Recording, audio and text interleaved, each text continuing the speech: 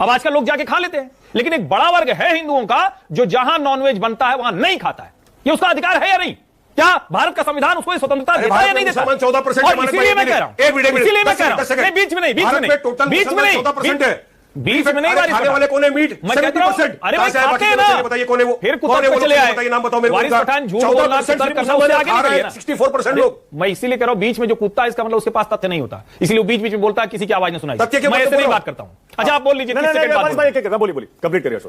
मुजफ्फरनगर में हर साल ये होता है, कांवड़ यात्रा के समय होता है, क्योंकि सरकार कहती है कि एक नियम कानून है, सबको सामने रखो। जिस ढाबे की पंडित जी वैष्णव ढाबा की बात हुई मानक जी, मालिक का नाम सनव्वर निकला, जो गोपाल कहता था उसका नाम क्या निकला? तजम्मुल या क्या निकला? सवाल यहां दूसरा है, आप क्या इस देश में हिंदुओं को ऐसे प्रस्तुत कर रहे हैं कि अगर मुसलमान नाम लिखा होगा तो वो खाएगा नहीं? इतना खराब आपने कर रखा है।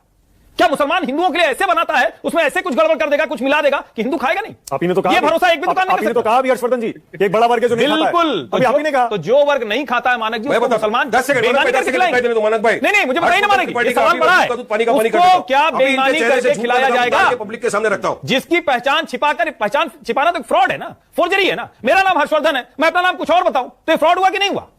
और इस फ्रॉड को, सारी डिबेट इस फ्रॉड पर हो रही कि उस फ्रॉड को आप जस्टिफाई कर रहे हैं। मैं इसीलिए कहता हूं जो फ्रॉड सेकुलरिज्म है ना, ये सबसे खतरनाक है देश के लिए। आप हिंदू को हिंदू रहने दीजिए, मुसलमान को मुसलमान रहने दीजिए, जो सही में सर्वधर्म समभाव होता है, जो सचमुच एक दूसरे का सम्मान करना होता है, और तब आप जब बैठेंगे तो वो असली सम्मान होगा। बेईमानी करना बंद कीजिए।